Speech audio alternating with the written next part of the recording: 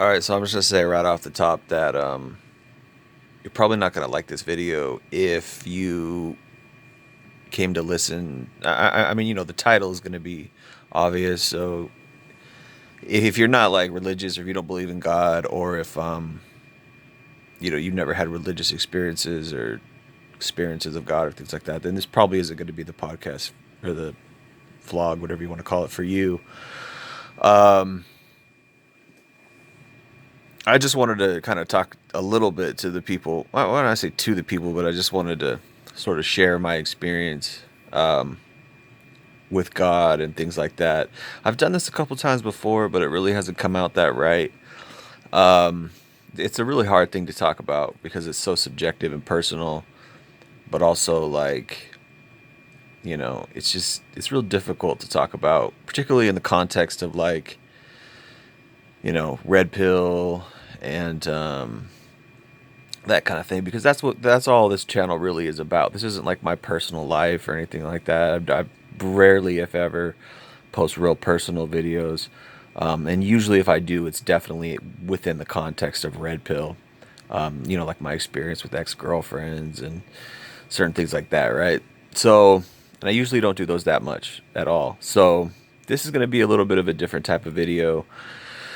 Uh, but if you are clicking on this, you are listening to this, it's probably because you can identify with faith, and you can identify with that whole lifestyle and that whole pursuit and stuff like that.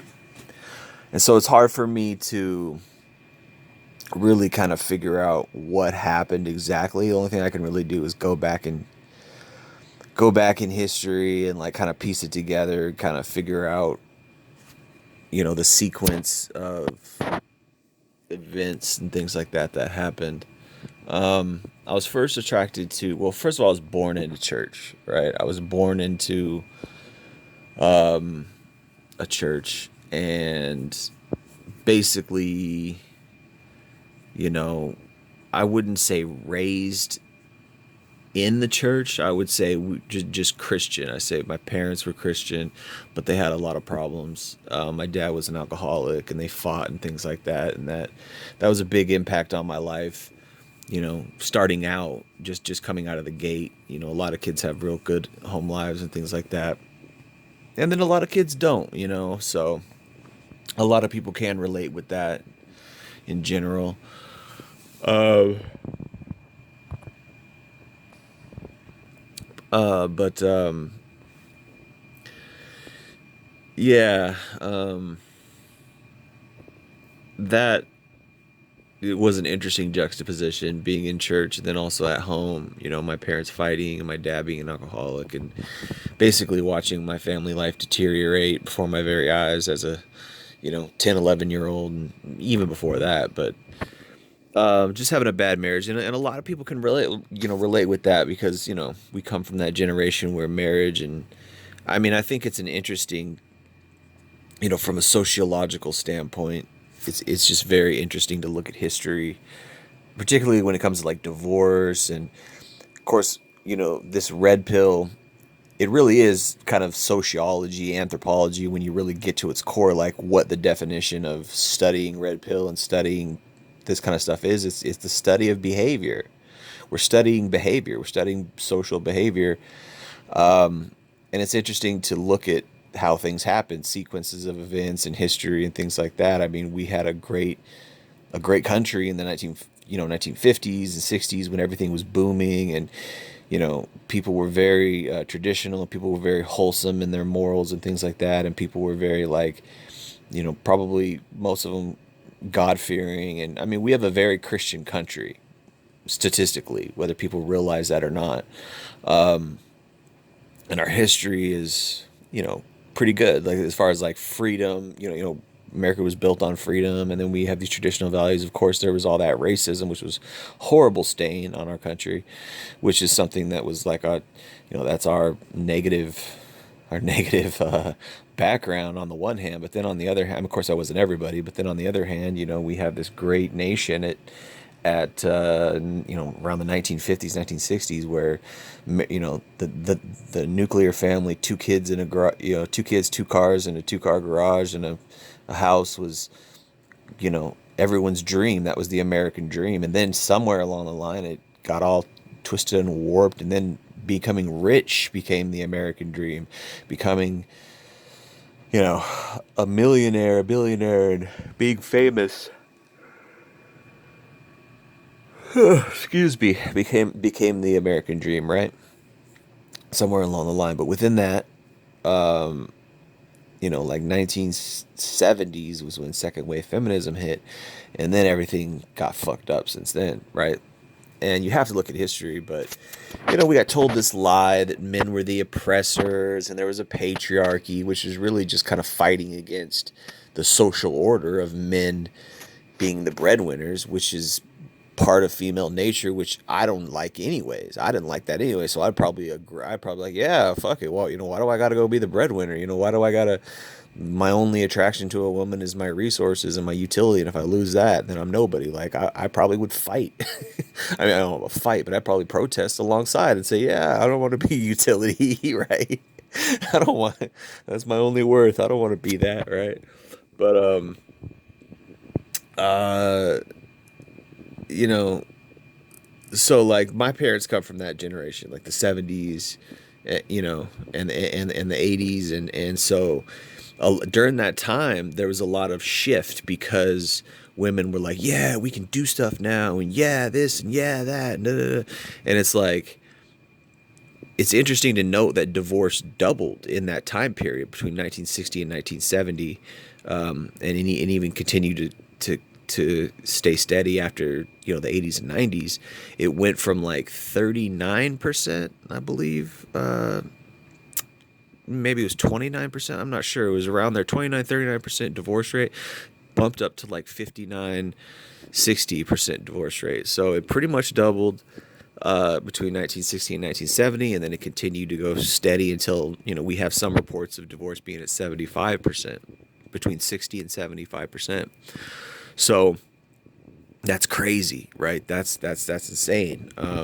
It's just as far as like this, from a sociological standpoint, you could argue that ruined a whole generation. I mean, Generation X, in a lot of cases is the lost generation.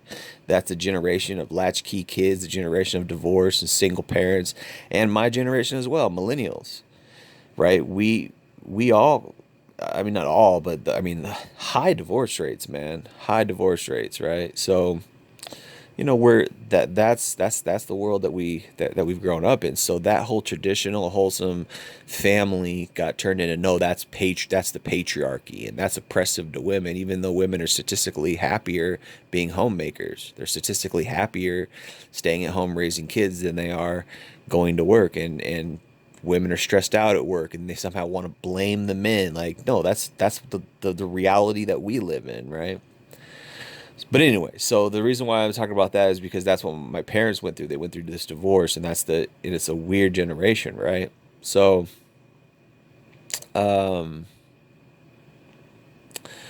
so that's what I come from, right? And then there's that they were also going to church at the same time. So they're having a horrible marriage, but at the same time they were, preaching Jesus. At the same time they were like, oh, Jesus. Well, at least my mom was. My dad wasn't, but he was just kind of checking out. He just couldn't handle it, or I don't know what. He just wanted to go to the bottle. That was his escape from whatever reality. He didn't want to be. He didn't want to be a parent, or he didn't want to be a good man. I don't know, but he just went to the bottle, and he was addicted. He had depression and all the things, but just was what it was. So I come from that, but I wasn't one of these guys who was forced to go to church. I wasn't, it wasn't really pressured on me. I had a pretty free upbringing. Like, I was pretty free to do what I want. I kind of ran the streets a little bit, but then I got into like sports and stuff, and that kind of saved me a little. And I just don't really have the personality or the disposition to go be a bad kid. Like, I was always too afraid. Like, I always, I mean, I hung out with bad kids, but I was always a little too afraid to like do the stuff that they did or take it too far. You know, I used to steal stuff and things like that. Then I got caught, and it was like I just stopped because I was like, oh, I can't. You know, it sucked getting caught, right? I used to shoplift and stuff, and I did it all the time until I got caught, and then it was like, oh, that's gonna change. I can't keep doing this. You know, I used to just do petty stuff. I used to steal like candy and baseball cards and stuff like that, and then all of a sudden, you know, I started stealing like clothes, and that was when I got caught, and I was like, okay, I can't. And I kind of knew I was gonna get caught too. Like I just had that feeling. I had this real bad feeling about it. And anyway, I think it used to be worse. But they got these guys who come out and follow you around the store. So I got caught twice. It was one time with clothes, and then another time with like some crappy little baseball cards. And yeah, they used to have these. I don't know if they still do, but they used to have these like these plainclothes cops who would like you know walk around the stores and monitor things like that. And yeah, it's so stupid. I got caught for stealing like football cards. I didn't even like football. I just wanted to steal. Um, I felt so embarrassed too. It was so stupid. I think I was like 13 the last time I got caught.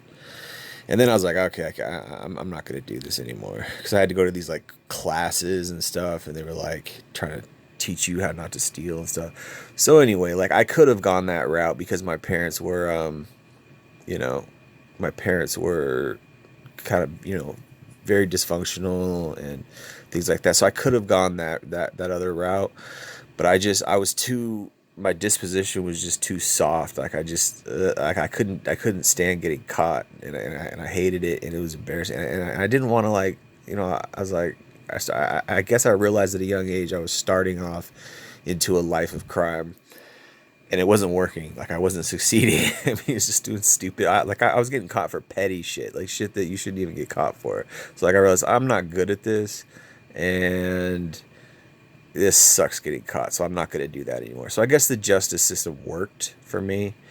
And I've always kind of been that way. Like I don't like doing illegal stuff because I don't want to get caught. Like it's terrible. Like it sucks. So and then after a while, it's just like I don't really see the you know the appeal in this anymore. I don't really see how it's cool to steal stuff anymore, or like go out and like I didn't see any benefit in it. It was just like I don't you know it's like there's no point. Like first of all, I'm not good at it. Second of all, I don't even know what to do. Like I don't even know what crimes are successful, and what am I going to benefit? Am I going to make a bunch of money? Like you know, I tried to sell weed a little bit in high school, and I sold a little bit, but it was like I didn't even. I think I didn't even make $100. I think I was working at like a restaurant or something, and then I spent some money on. I think I spent like $140 on some, and then I sold a little bit of it, and then or I think I sold enough to make my money back, but also like I smoked a little bit of it, and it was just I don't know, it was kind of cool for a second, but at the same time it was just like I'm not benefiting anything off of this. This is kind of stupid. Like it's just petty. Like I'm not really. And then I was like, I don't think the life of crime is for me.